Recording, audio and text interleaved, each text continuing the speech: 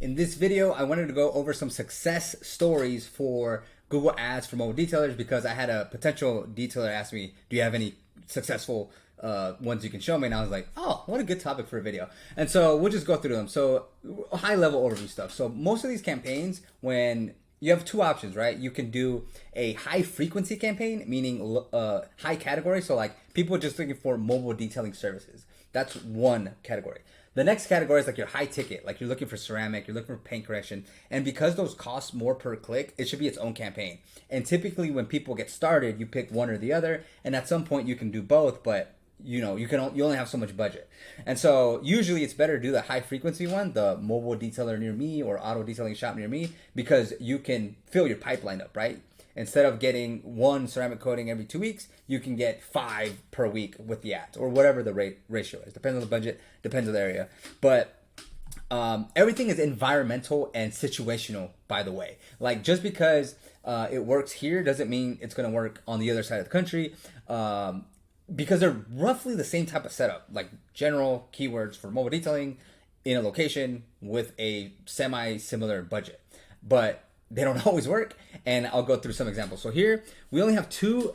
A conversion is an action that happens that we want to happen. And the only ones we track are phone calls and form submissions. So if you see 17 in the last 3 weeks, that means there was 17 new leads from these ads. And total, they spent $518. These people are located in somewhere in Florida. And I mean, we get the feedback. They're only like a month and a half in. They're like, this is working. We used to run ads. We were doing it wrong. We're running ads. We're getting leads. This is great. Again, 17 for 518. So if you're charging, I don't know, let's say you only close 10 of them and you charge, I don't know, $300. You made $3,000 on a $518 ad spend. Beautiful, right? I'm just guessing here. I don't know exactly what they spent. So this is one. Here's another one located in Dallas, but this one's really cool because they just started their business. They literally didn't have a website, a Google profile page, no ads, no nothing.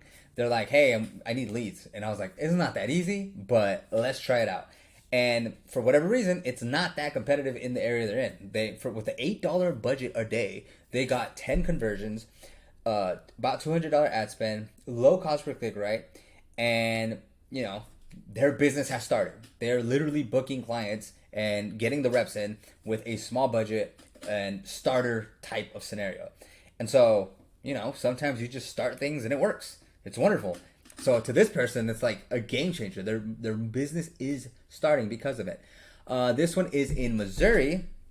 And again, same process. They actually do this. They've been doing it for a while. I think like 2 years, but they never did ads. They didn't really have an optimized website. They didn't do any local SEO. They did none of that. So they were against running Google Ads because they're like, dude, we ran Google Ads. It doesn't really work.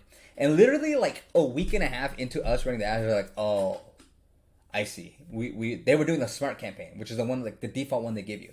With this one, and it was cool because they booked, one of the first leads that came in was like, hey, I have a fleet of vehicles that we need help with. And so with that one lead, they're like, okay, like, and that's just chance, right? Like whoever's looking at your ad could have one car, 2 cars, a fleet of cars, a business that has a bunch of cars. Like you just never know. And so for them, it's been working great. We actually had to stop scaling up their budget because they went from 250 to 500 to 750. The next one was going to be 1,000, but they're like, actually, let's keep it where it's at because, we can't we run out of space. And so there was actually another person who was like, hey, we actually need to like lower the budget or turn it off because we're booked like a month and a half away. I don't have it pulled up. But here's the scenario where it looks good, but it's not actually good. So 12 conversions for $300, you would say that's amazing, right? Like you made your money back maybe on the first lead that closes. But what happened with this, and this is why it's important to manage Google, is that it optimized for the car wash keyword. For whatever reason, we don't have car wash in here. For whatever reason, detail services for car, in this scenario, it thought, oh, car wash. So most of the leads that were contacting this person were looking for very cheap services, and they don't offer cheap services. So everybody he responded to, they were real people, and spoke to, they're like, oh, not at that price, not at that price. So what we did is we eliminated or we added negative keywords, we added variations of that negative keyword, and we should see better results. But he told me that last Friday, so like this is an adjustment we're making. In the beginning is the most hardest part, but we found the issue, we made the adjustment, it really should improve. Because he is getting good numbers, it was just optimizing in the wrong direction. But yeah, you would think this is a good one. I thought it was a good one, right? Until I got feedback from the client, and then I looked at deeper in the search terms, and I was like, oh, I see what's happening. It's optimizing for the wrong thing.